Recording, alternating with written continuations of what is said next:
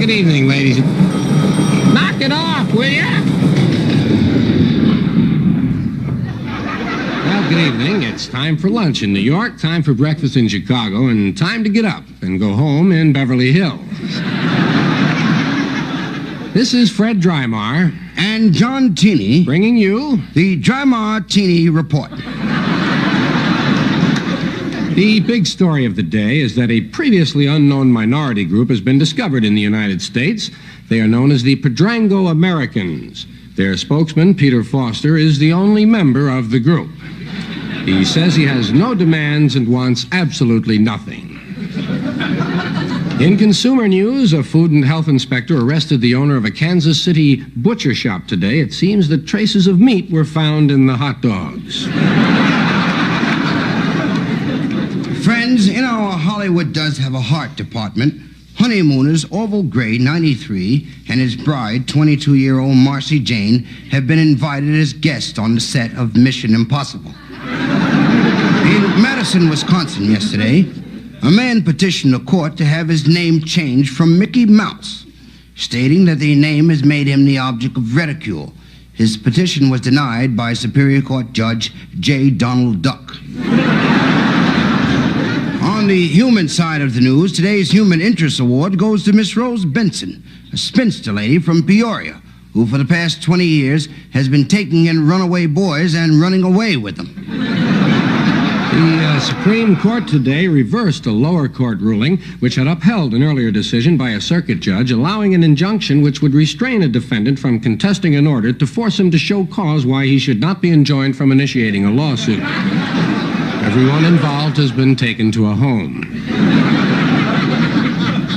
And a sad note from Hollywood. Legendary silent film star Mark Dunbar died today. He had no last words but made several gestures.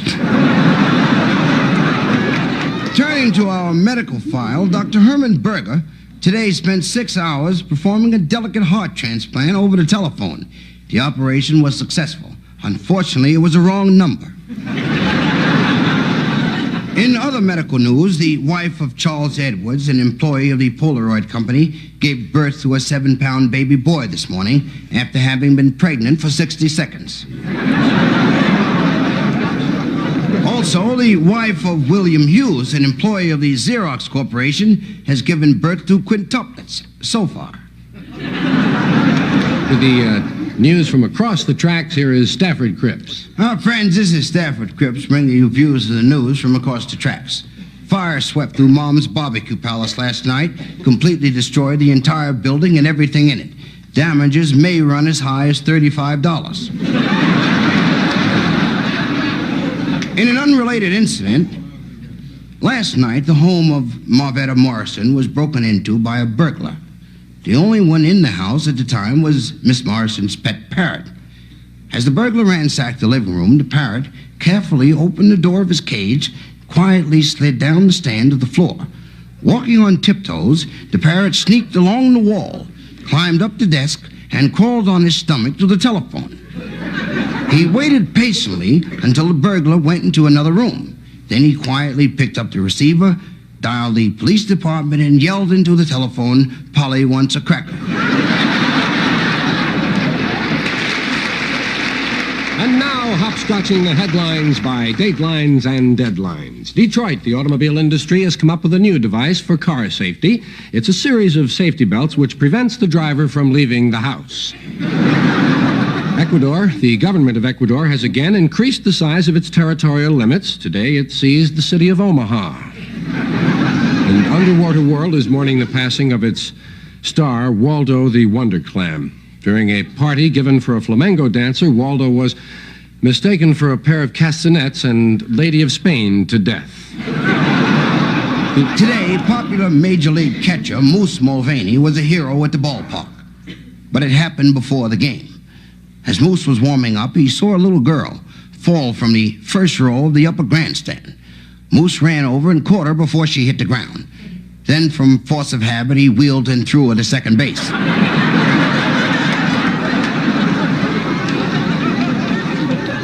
And now it's time once more for our nightly weather report. from Al Sleet, the hippy-dippy weatherman, who tonight is high over the city at his desk. Hey, baby, what's happening? Que pasa?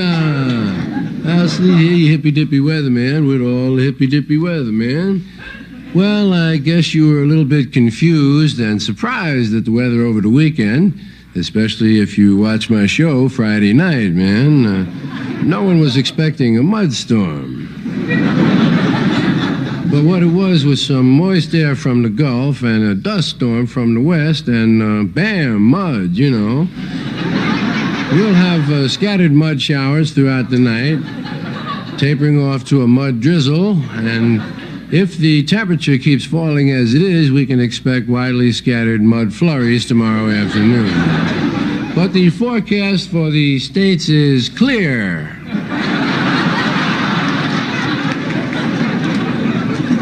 The weather is being dominated by a large low-pressure center, which tomorrow can be expected to break up into a series of smaller lows, man. What this country needs is a good high, you know?